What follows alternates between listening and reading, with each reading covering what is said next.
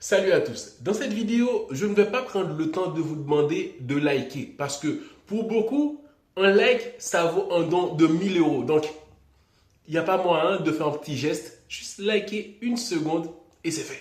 Ok. Hendrik ou Gonzalo Garcia, l'un des deux doit rester au Real Madrid. Mais qui? Qui choisir? Parce que vu le hype de Gonzalo Garcia après la Coupe du Monde des clubs, tout le monde dit ouais mais c'est un attaquant, il est génial. Oui, vous avez raison. Ses déplacements, il est plus technique qu'Hendrik. Ses déplacements sont vraiment intéressants. Il sait comment s'intégrer, comment jouer avec les autres. Il dézone très bien. Donc, il a ses qualités.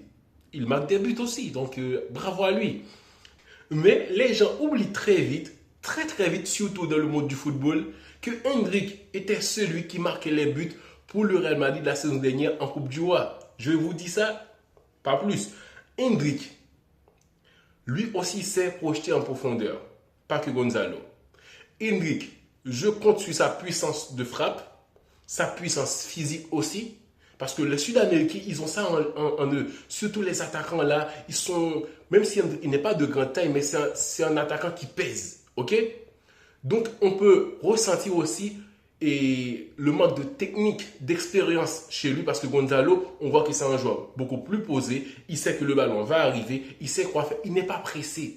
Mais Hendrik, il est un peu plus pressé, il est juste plus direct que Gonzalo, alors que Gonzalo, il peut doser, il peut s'adapter au cours du match, mais Hendrik, il veut aller dans le but, dans le but, dans le but. Est-ce que c'est mauvais? Pas totalement, ok?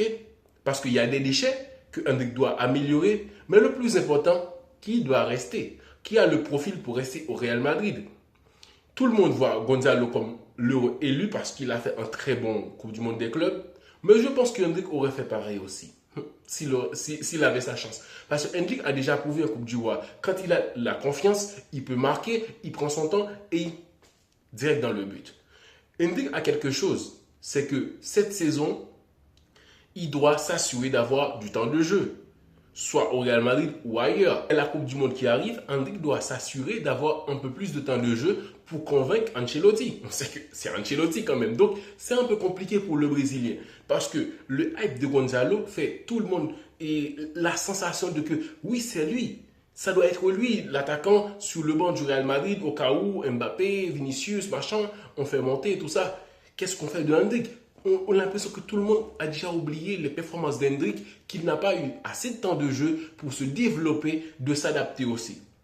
Tout le monde le voit dehors. Mais je préférais avoir un Hendrik au Real Madrid que Gonzalo. Alors, dites-moi en commentaire, qui préférez-vous? Gonzalo ou Hendrik? C'est simple.